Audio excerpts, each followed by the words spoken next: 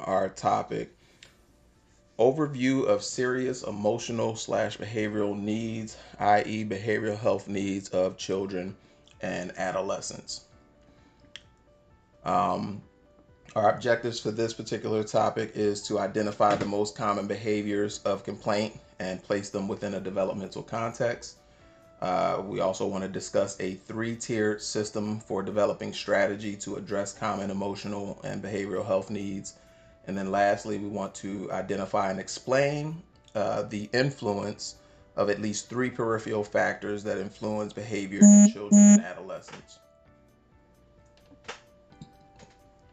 And so, typically, if you were to ask a parent, what do you believe your son or daughter needs?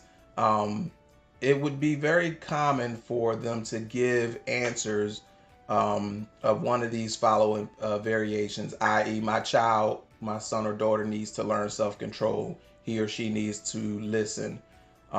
He or she needs to pay attention better. He or she needs to control their anger. He or she needs to get along better with their peers or siblings. And then if it's not one of those five that we mentioned, then you could simply say he or she needs to stop, and then you can fill in the blank with whatever pops up in your mind at that moment, right? You're generally going to get one of those responses if you ask a parent what they believe their child needs, right? Um, and what that boils down to are challenges related to attention and focus, impulse control, following commands, learning, expressive or emotional communication, challenges related to mood, i.e., self-soothing, challenges related to empathy or theory of mind, as well as challenges involving sensory integration or processing trauma. But when we start to talk about the developmental context that we're looking at those behaviors, it impacts or influences the way you and I determine whether or not that behavior is problematic, right? So, for example, if we're looking at a child, between the ages of 6 and 12 months, who is likely to have limited vocabulary or limited pragmatic language, we don't expect them to be able to verbally express everything that they have need of, right? But if we were to look at that same child through the ages of 6 years of age or 12 years of age, and they're not necessarily verbally communicating with us what their needs are, we might have a little bit more concern at that point, right? Because we might determine that there's some delays developmentally as it pertains to their vocabulary or language skills. A child below the age of 3, right? We expect them to have limited attention span and to be a bit impulsive. So at that age, 2 to 3 years old, we're not losing sleep over them not paying attention when we're talking to them, or not being able to sit still for an extended period of time. We kind of expect that. But if we're talking about a 12-year-old, 13-year-old, we expect them to have a little bit more self-control and to be able to pay attention for a extended period of time. Likewise, a child ages 2 to 3 also may display a temper tantrum when asked to engage in non-preferred activities, or in response to a non-preferred demand, right? And so again, as much as we might not like that temper tantrum, we're not losing sleep. We're not surprised at that 2 to 3 year old who's giving a temper tantrum in response to what we've asked them to do when it's a non-preferred demand or activity. Now, when we are beginning to assess these types of behaviors and putting them within the frameworks of a developmental context, when kids are being evaluated, they're going to be determined as eligible or ineligible to receive a mental health diagnosis, uh, as determined by the DSM-5 diagnostic manual. And some of the common diagnoses that we might see amongst children, if they meet the criteria or fit the criteria, would be things like ADHD, oppositional defiant disorder, conduct disorder, autistic spectrum disorder, which is pretty broad, depressive disorders, and then PTSD. Surprisingly, right? Generally speaking, when we think about PTSD, we're probably more inclined to think about that along the lines of military personnel, those who have been off in war zones, right? We may not generally expect to hear a child being diagnosed with PTSD, but we're learning that that's a much more common diagnosis than we might think. For example, I don't know if anybody's been able to see the movie some years ago that Spike Lee did called Chirac. And in that movie, he's bringing attention to the fact that at that time in history, the murder rate or the death tolls in Chicago were beginning to actually outnumber the deaths that were occurring over in Iraq, an active military war zone. And so when you consider that, along with looking at Chicago kind of matching or exceeding the death tolls in Iraq, you have to then kind of consider what that environment is like for those who are living there, be it children and adults alike. If the if military war vets in Iraq are contending with PTSD, why wouldn't someone living in an area or a neighborhood riddled with the same kind of violence, or more violence for that matter, not also be facing similar stressors and similar trauma? But when is a problem a diagnosis? Well, we've talked about one component of it, right? Which is looking at it through a developmental context. So one, the behavior is occurring or existing outside of what would be considered developmentally typical, right? And then secondly, the behavior results in an impairment, right? i.e., interfering with the child's ability to meaningfully participate in developmentally appropriate activities. So we talked about that 2 to 3 year old having a temper tantrum, right? That would be, potentially a little irritating, and, inconvenient to say the least. But a 2 to 3 year old having a temper tantrum may not necessarily keep them from being able to go on trips, right? Some exceptions or adjustments might be made. But because that's normal behavior, that's something that people would be a bit more willing to tolerate and work through. Whereas a 12-year-old or a 13-year-old falling out on the floor, flailing and having a temper tantrum, at that point, we're talking about a child that's in roughly somewhere between 5th and 7th grade. They're If they go on a field trip, no one's going to want to deal with or tolerate that child falling out on the floor and having a temper tantrum. That's going to be, somewhat problematic, and very likely result in that child not being able to go on certain trips, or requiring them to have a chaperone attend with them in order for them to, attend the trip. And so those are the two things that we're looking at before we determine that a behavior is a problem that may result in or lead to a diagnosis. One of the assessments that we might begin to use in trying to determine if a behavior is problematic and should result in a diagnosis is a biopsychosocial assessment.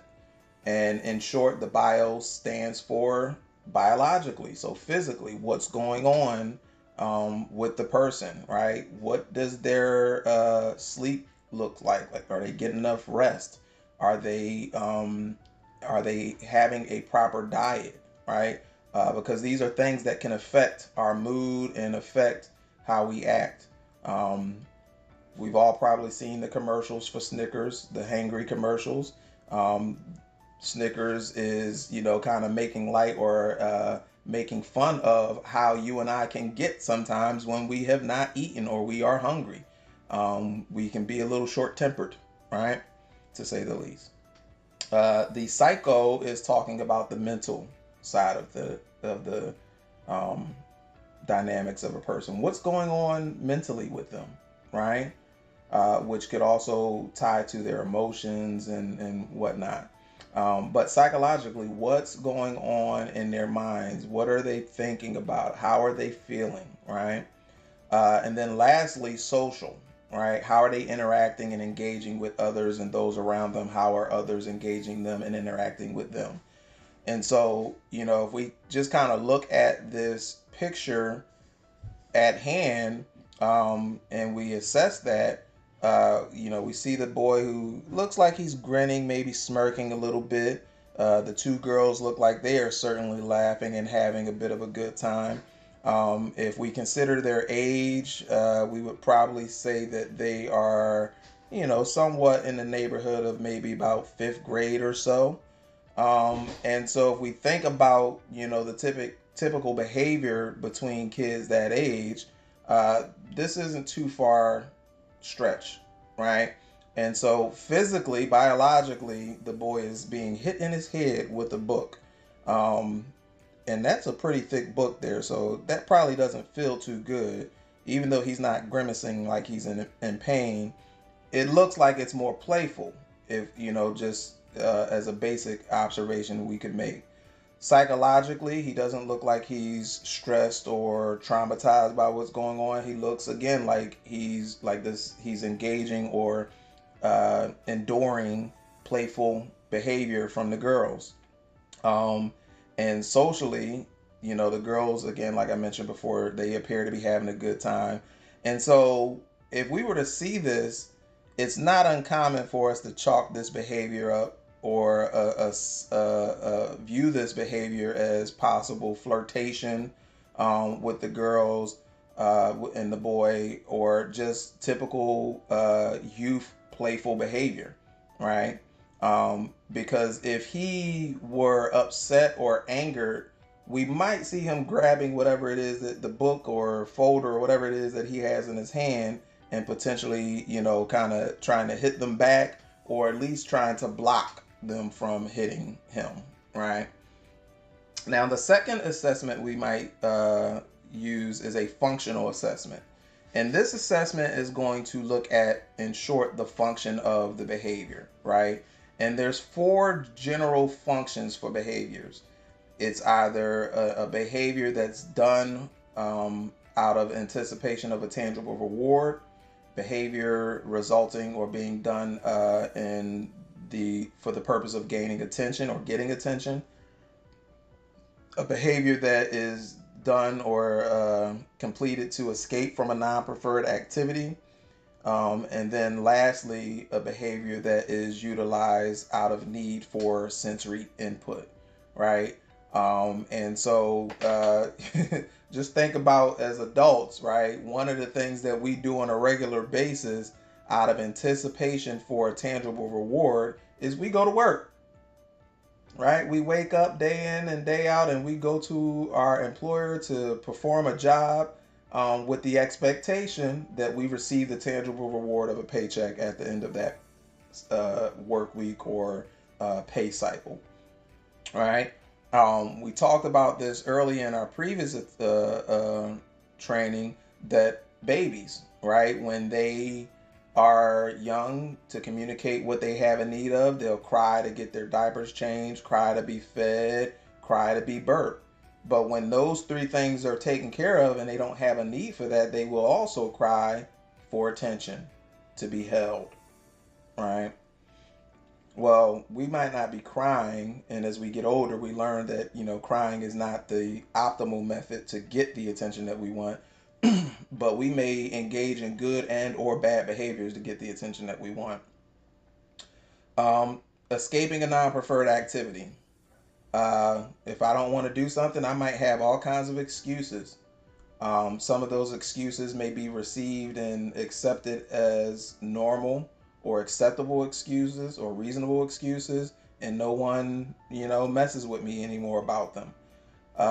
But that can become problematic if I'm doing it regularly. So, for example, a kid in school, struggling with a particular subject, we might find that during that period, during that class period, all of a sudden they seem to have to go to the bathroom a lot more or need to go visit the nurse.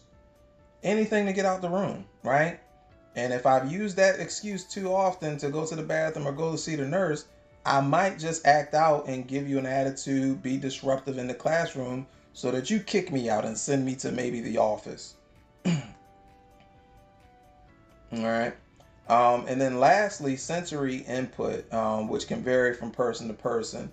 But we all have our unique needs for sensory input. The challenge is that for many of us, the things that we do to fulfill our need for sensory input are in many cases acceptable uh, by our peers and the greater community at large. Um, it's the behaviors that are not necessarily socially acceptable that become problematic. So, for example, uh, you may be standing and waiting for the bus, or really anywhere that you might have to wait. You might find yourself from time to time tapping your foot, right, or patting your leg, tapping on something. You might rock back and forward in your chair. All of these are things that we do that are intended to kind of soothe us. But they're not things that are considered to be abnormal, disruptive, or problematic. And so we don't even really pay them much mind, right? Um, but if I, in the same environments, while I was waiting, decided that I was going to get up and run back and forth from one side of the room to the other side of the room, that's probably going to get a bunch of people's attention, and be a bit distracted, and very well not going to be looked at as something that's socially acceptable, especially depending on the environment that I'm in, right? Might be great if I'm out at track practice, but outside of that, outside of some athletic practice, it's probably not going to be looked at as a good thing. So best practices, right? The assessment is only as good as the extent to which it translates to good strategy. Right? So the structure provided in the child or adolescent's environment, i.e., what happens before and after the target behavior occurs, we want to consider that when we are, assessing and determining what changes need to be made. Secondly, the manner in which persons involved relate to the child, right? So, how are those who are there relating to the child? Um, the identification of potential barriers, right? So, what barriers might interfere with our ability to, um, one, effectively assess the behavior and develop effective strategy? I need to consider those barriers when I'm developing a plan to uh, combat or address the behavior. Likewise, I need to identify certain resiliency factors as well, things that may prevent or disrupt the person from being able to bounce back. Okay. So focusing on a child, what needs to change and how can safety be established? Right. So child focused interventions tend to emphasize rewarding desired behavior. With adolescents, behavior approaches are combined with exploration of the inner narrative. And with both children and adolescents, these strategies are combined with modification of demands, the environment, or both, right? So in some aspects, I may have to reframe the expectations that I have for the child or adolescent. If perhaps goals have been set that are not achievable, I may have to set some new goals. Two, the environment. Maybe it's the environment that's problematic, right? Is the environment too noisy? Are there too many distractions? Maybe I need to change the environment to make it more conducive to achieve the outcomes that I'm looking for, and to hopefully reduce some of the behaviors that may be manifesting as a result of the environment.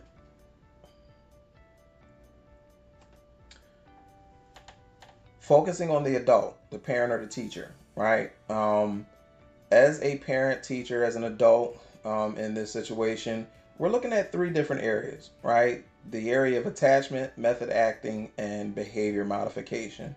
And we want to be mindful of how those different uh, areas impact or influence our ability to effectively address the behaviors that we are considering to be problematic, and to intervene and support the child. Right. And so when we consider something like attachment, you know, those are the connections that we have with the child, or with anyone for that matter. Right. And so the stronger the attachment, typically uh, the greater the influence that we may have to be able to redirect behaviors. Right. So, positive and strong attachment results in children feeling loved, lovable, able to separate their behavior from their sense of self, and accepting of assurance, and generally more able to tolerate painful emotions. Whereas if I don't have that attachment, it may be a bit more difficult for me to do that, and to go through those challenging times. Now, behavior modification, again, we started off with the focus being on rewards, but behavior modification can involve rewards and punishments, right? It could also involve modeling the encouraged or desired behavior we want to see. And so, who doesn't like rewards, right? Rewards can be a really strong motivator. And punishments, right, it sounds like such a negative word, but a punishment is just a consequence, right? And there's some natural consequences, and then there's consequences that are more in alignment with punishments, where it's purposely put in place to deter problematic behaviors, right? So I have a child who is perhaps struggling at school, and they're struggling at school because they're not completing their homework or assignments, right? And they want to, let's say they want to go out on the weekend. Well, I might attach the punishment of them not going out on the weekend, and attach that to whether or not they get their work done.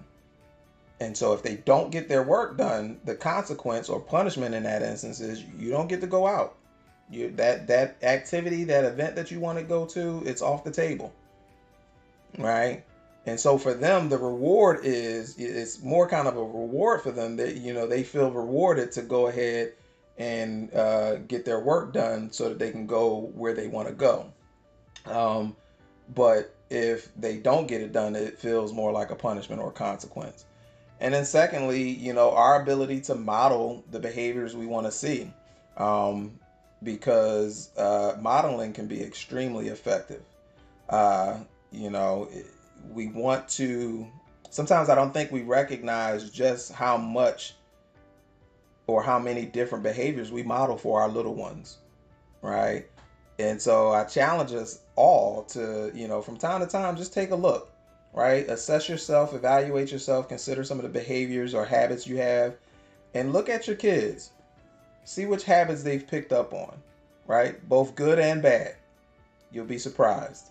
And so the same way we can influence and model bad behaviors, we can also model some good ones for them. right? And so that's actually helpful to all of us, because if I can be mindful that of the behaviors that I don't want to see, um, I may discover that I'm doing the same thing sometimes, and I need to improve upon that as well. And I need to perhaps set the same expectations that I'm setting for the child. So that's good for self-awareness. But again, it's really good to demonstrate those behaviors or model those behaviors so that the child could see what it is that we are expecting to do. Because if we are doing the opposite, it kind of makes it pretty difficult for that child to rationalize why they should do it if we're telling them to do one thing but we're doing something else. Method acting, right? Being a parent, teacher, coach, or therapist is a role, right? And to be effective in these roles, the ability to stay in character is critical. When I think about this, I think about in high school, I had the privilege, if you will, of having one of my classmates whose dad was one of the teachers at the school. His dad was also the coach for the basketball team, and he was his dad, right? And so I always thought that was interesting. And when I look back and reflect on that situation, I'm amazed at how well both of them, were at, if you will, for staying in character or maintaining their role. So in that example I just gave you, you had an adult figure in the school who had one particular child in the school for whom he was the parent, teacher, and coach for. And in the classroom, he was Mr. Such and Such. On the court, he was Coach Such and Such. And outside of those environments would be the only times that we would be likely to hear him refer to his son as just that son. And vice versa. His son very rarely called him dad outside of within those parameters. If he was in the classroom, it was Mr. Such and Such. If he was in on the basketball court, he called him Coach Such and Such. And so that was really a really good demonstration growing up, being able to see that and see how impactful that was. Because if they weren't careful, they could blur the line and it could make it really difficult on their relationship.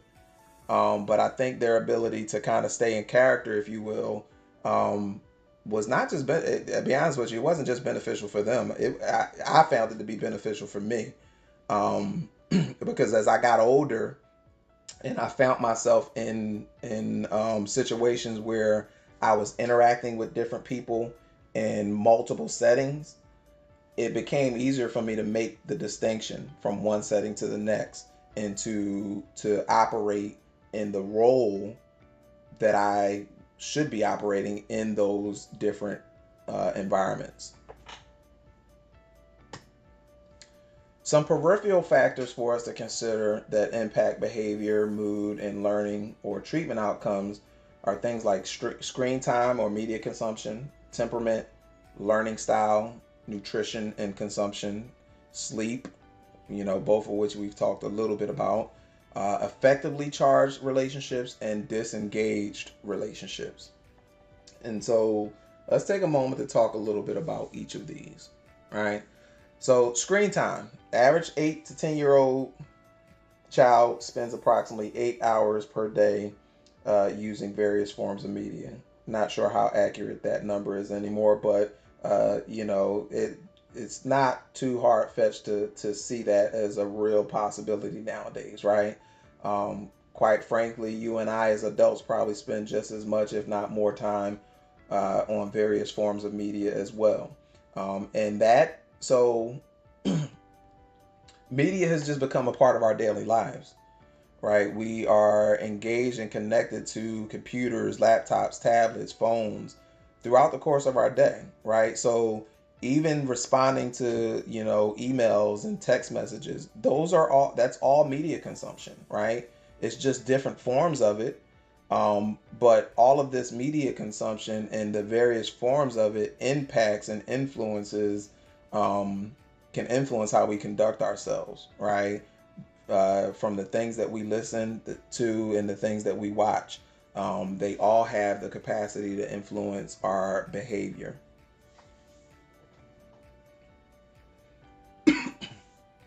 Um, I think back to growing up when technology wasn't what it is today. As kids, we spent way more time outside, going to the playground, riding bikes, and just kind of being outside. Whereas nowadays, kids are more inclined to be inside on their devices and engaging and connecting with each other socially through these devices, as opposed to necessarily getting outside and being physically active and things of that nature. Temperament. So some of the temperaments we have listed here are those who are eager to please or well attached, those who are playful or over friendly, domineering, inflexible, and threat vigilant. Right? Those different temperaments, result in different responses or different behaviors. Right? Some of them may involve behaviors that overlap and resemble one another. So, for example, someone who has a temperament of being threat vigilant may, in some instances, act very similar to someone who has the temperament of being eager to please or well attached.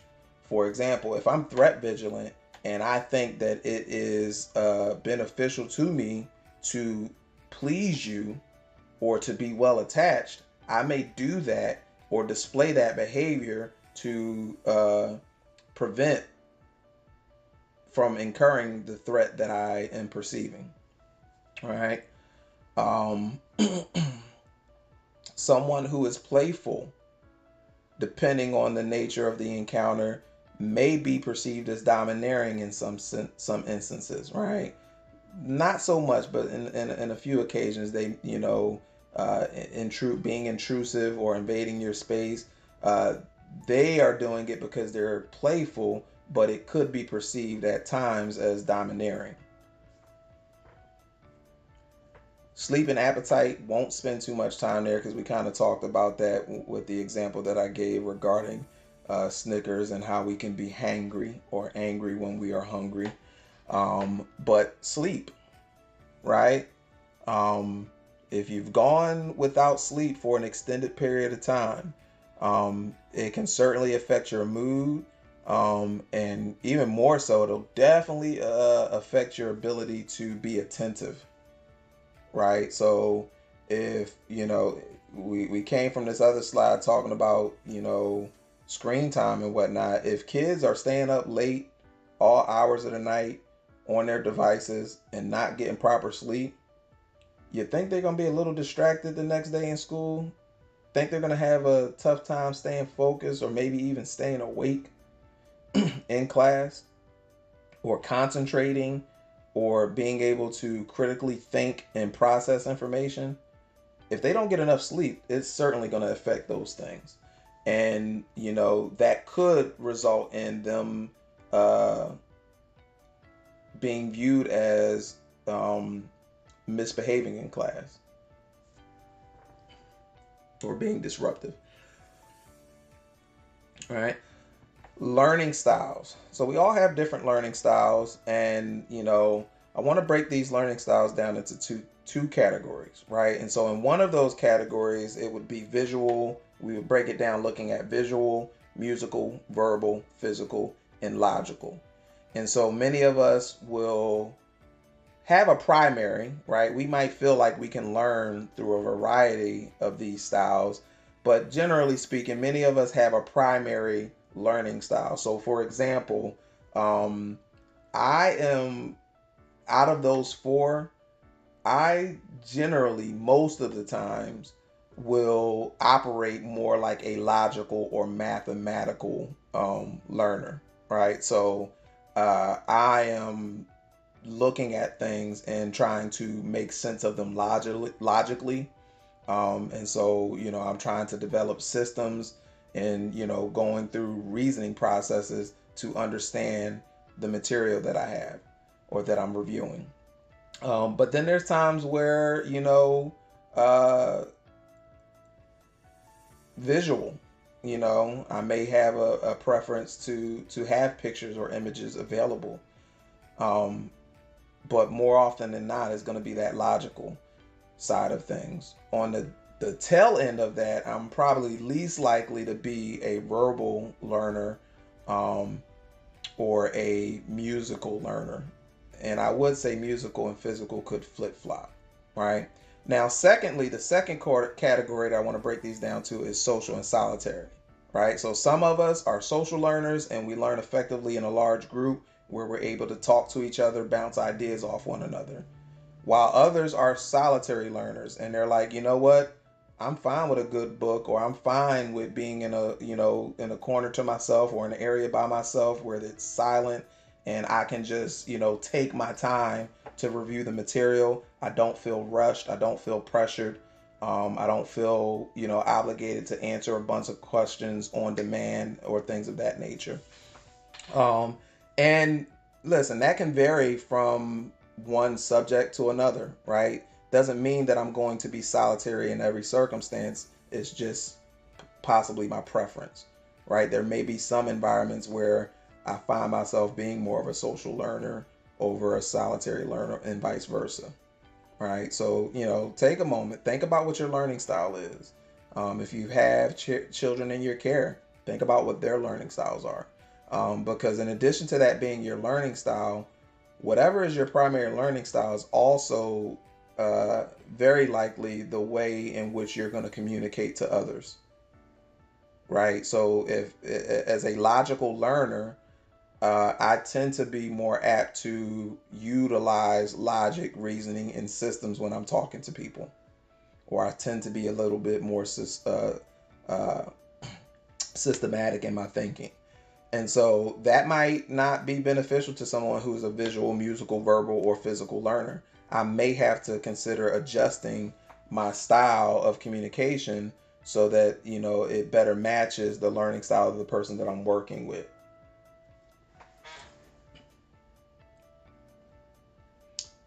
And then lastly, relationships that are either too isolated or too emotionally vexing.